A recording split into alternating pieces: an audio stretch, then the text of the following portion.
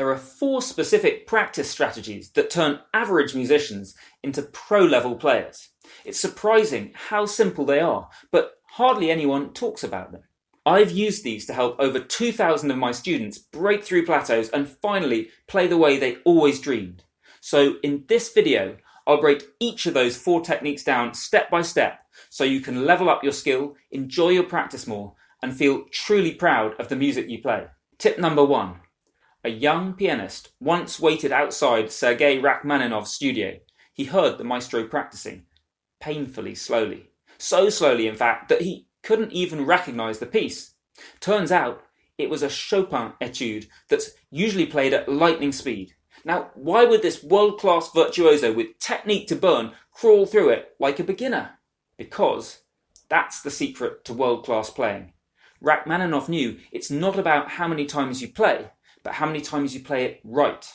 He was willing to practice in a way that most amateurs consider beneath them, and that is why he left them trailing in his wake.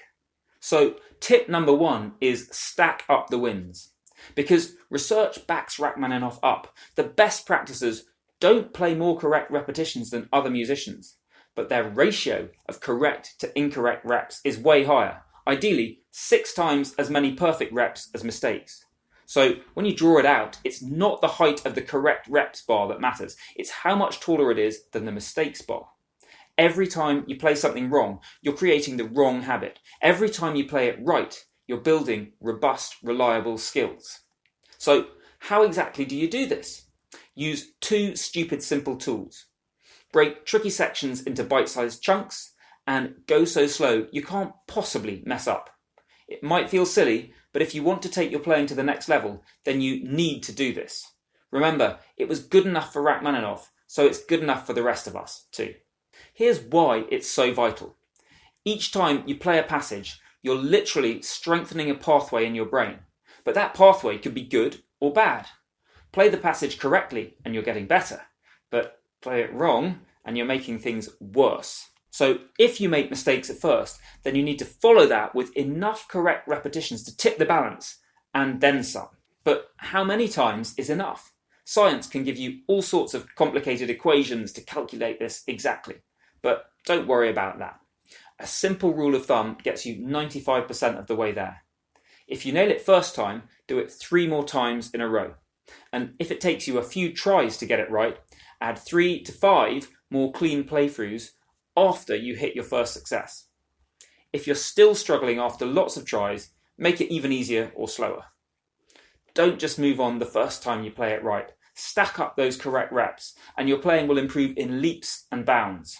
Now, this gets you well on the way to practicing like a pro and improving much faster, but we take it up a whole other level when we add in tip number 2.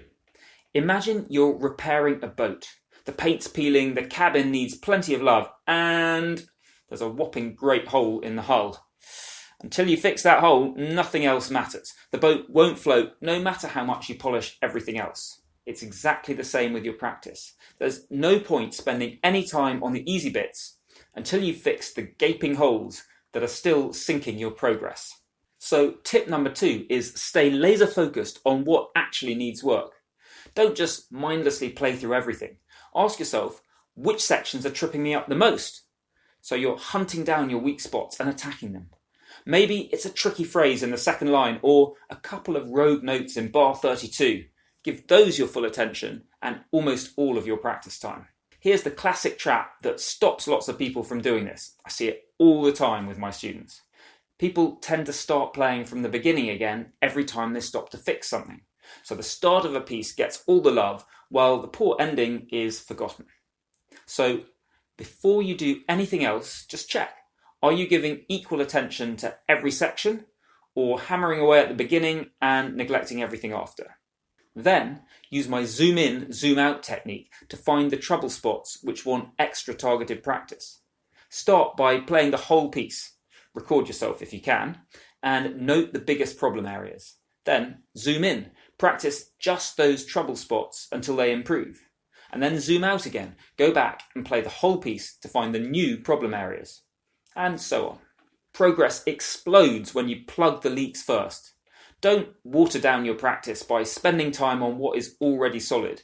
Get laser focused instead, and you'll transform your playing where it matters most. But there's another trap you need to avoid. You can be nailing the first 2 tips, but if you miss this, you'll get nowhere. Tip number 3. Most people practice like they're on a factory line, going through the motions, churning out the same notes hour after hour. It feels safe and predictable, and you feel like you've put in a good shift once you finally clock off. But nothing ever really improves.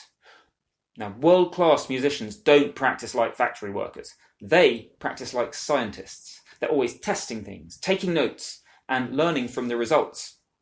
Lots of what they try is a failure or a dead end, but the new approaches that stick lead to huge breakthroughs.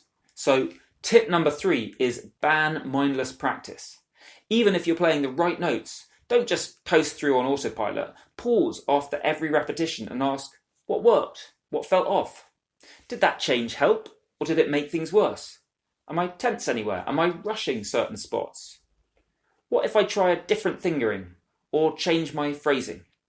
Try 3, 4, or 5 different approaches, like a scientist testing new ideas. Take notes if it helps. The goal isn't just to play it right, but to discover what makes it better. Engaging with the music like this naturally boosts your focus. You'll notice things that help you. You'll notice potential stumbling blocks. You'll get new ideas. Oh, that's really effective. Maybe I should do more of that. Maybe I should try it in this different place. You'll problem solve. Does this take more effort? Absolutely. Will it transform your playing? Yes, yes, yes it will. Mindless, factory line practice kills growth. Don't settle for that. Practice like a scientist. Reflect, experiment, and chase those aha moments. That's how you make real breakthroughs. But there's one final angle we need to cover. These first 3 tips will get you moving super fast for sure, but you could be going in completely the wrong direction or even round and round in circles. Tip number 4. I used to practice every exciting new exercise and flashy technique I came across, hoping it would somehow add up to something magic. But although I was working really hard, I got nowhere. Here's the problem. If your effort is scattered across a dozen directions, then everything fights against everything else. But when all your practice is focused on one important destination, each session builds on the last and you inevitably move closer to your dream. So tip number 4 is practice with a clear vision in mind. It's so easy to think, oh, I've got a whole list of things that someone has told me that I ought to practice. And you fail to prioritize. But if you take the time to answer the question, what do I really want as a musician? You'll find some of these things are very, very strongly going to move you towards your goal, while others are irrelevant. For me, the breakthrough came when I realized that what I loved more than anything else was improvising strong, memorable melodies. Now, suddenly, I could stop obsessing over a whole load of technical fireworks that used to take up most of my practice time. And that allowed me to spend way more time on what really mattered for me. And that is when my playing took off. Now, of course, those are only my goals. If your goal is to have incredible technique and play really fast, complicated lines, then go for it. You might end up with the exact opposite priorities to me. Here's how to find your recipe. Start by working out where you want to get to. You only need to do this once, but it's a good idea to do a quick check-in every 6 months or so, just to see if anything has changed. And then write down your top 2 or 3 musical goals. So these are the individual things that make up key parts of the picture you're trying to get to. So it might be improve your rhythmic feel or improvise beautiful melodies. And then each week, check that at least 80% of your practice lines up with those goals. And if you want some help identifying the most important practice topics for your goals, then grab my free practice topic selector tool from the link below. When you practice with purpose, you won't just feel busy, you'll really notice the improvement.